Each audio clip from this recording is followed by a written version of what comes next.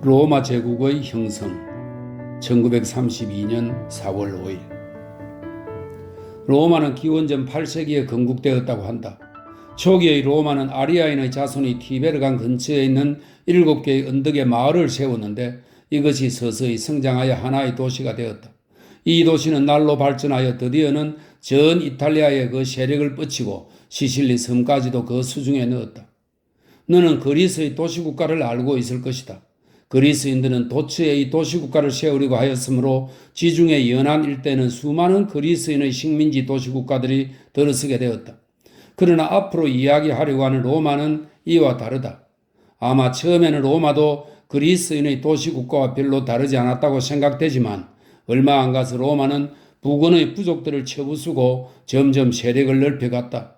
이래하여 로마의 영토는 확대되고 이탈리아의 대부분을 그 손아귀에 넣게 되었으니 이렇게 넓은 지역을 도시국가라 할 수는 없다. 그 지역들은 로마의 명령에 의하여 통치되었는데 로마 자체는 대단히 특수한 정치 제도를 갖고 있었다. 로마에는 황제도 국왕도 없었지만 그렇다고 오늘날과 같은 의미의 공화국은 아니었다.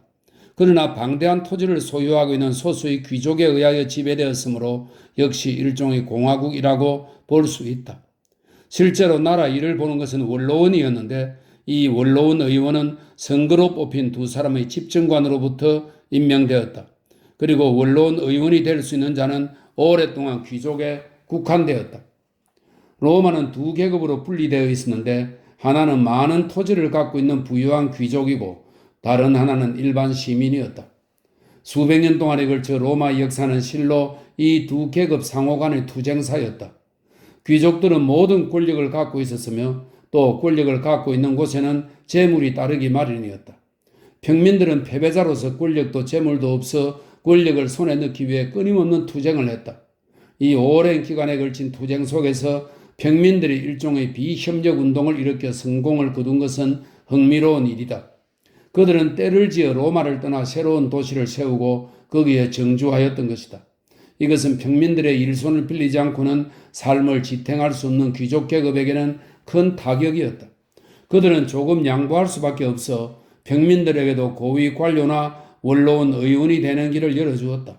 귀족과 평민의 투쟁에 대한 이야기를 하고 있노라면 우리는 이 두 계급 외에도 제3의 계급은 없었던 것처럼 착각하기 쉽다. 그러나 로마에는 이 두 계급 외에도 방대한 수의 노예가 있었다. 그들은 선거권은 물론 아무런 권리도 없이 소나 개처럼 주인의 사유재산으로 주인을 위해 팔려가기도 하고 억울하게 처벌되기도 하였다. 고대에는 언제나 많은 노예가 필요했다.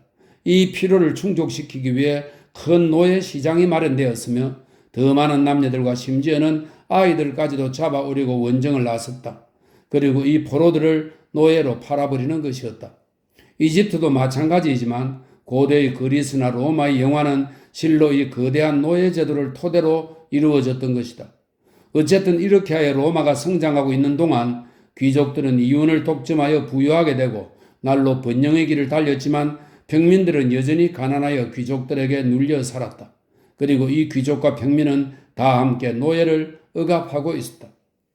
그런데 한편 로마가 성장하는 동안의 정치는 어떻게 해왔던가? 나는 원로원에서 정치를 맡았다고 말했다. 그리고 원로원은 여러 사람의 손에 의하여 선출된 두 집정관이 지명한 의원으로 구성되었다는 말도 했었다.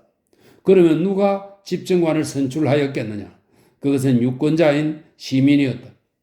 처음에 로마가 한 도시국가 정도밖에 되지 않았을 때는 시민들은 모두 로마 시내나 그 부근에 살고 있었으므로 그들이 한 장소에 모여 투표하는 것은 그다지 어려운 일이 아니었다. 그러나 로마가 점점 커지고 로마에서 멀리 떨어져 사는 시민들이 많아짐에 따라 투표하기가 어렵게 되었다.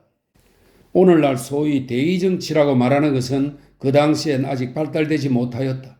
오늘날 잘 알려진 바와 같이 각 지방이나 혹은 선거구가 그 대표자를 선출하여 국회에 보내고 그 조그만 회의 집단이 전 국민을 대표하게 되는 것이다.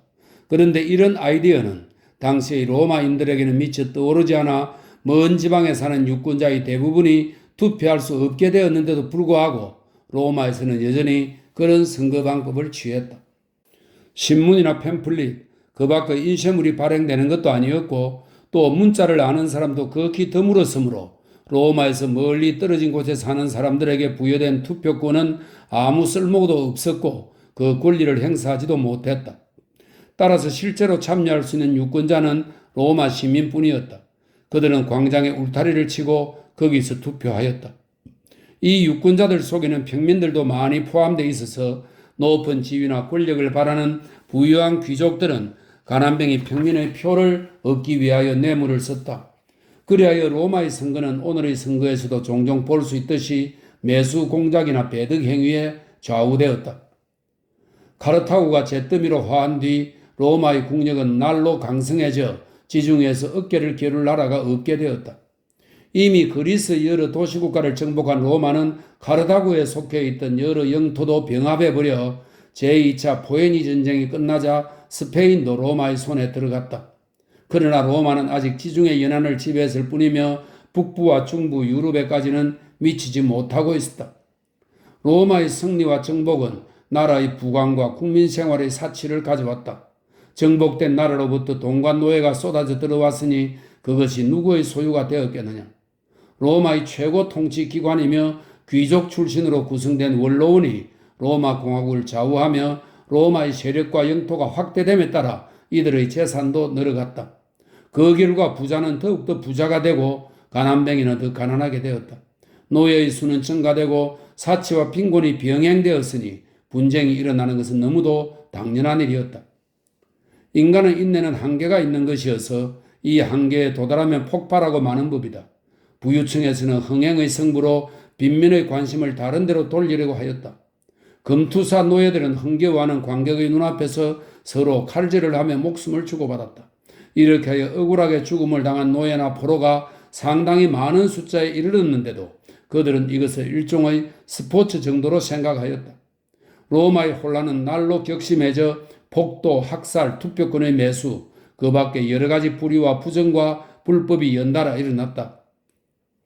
드디어 발길에 짓밟히는 가난한 노예까지도 스파르타쿠스라는 금투사 노예의 지휘 아래 반란을 일으켰다. 그러나 그들은 순식간에 진압되어 로마의 아페안 거리에서 6천 명이나 되는 반란 노예들의 목이 잘렸다고 한다. 한편 장사치나 군인들이 점점 득세하여 원로원을 능가하게 되었다. 군인들이 서로 권력 다툼을 벌인 결과 내란이 일어나고 나라가 어지럽게 되어 기원전 53년에 메소포타미아에서는 로마의 군대가 대패하였다.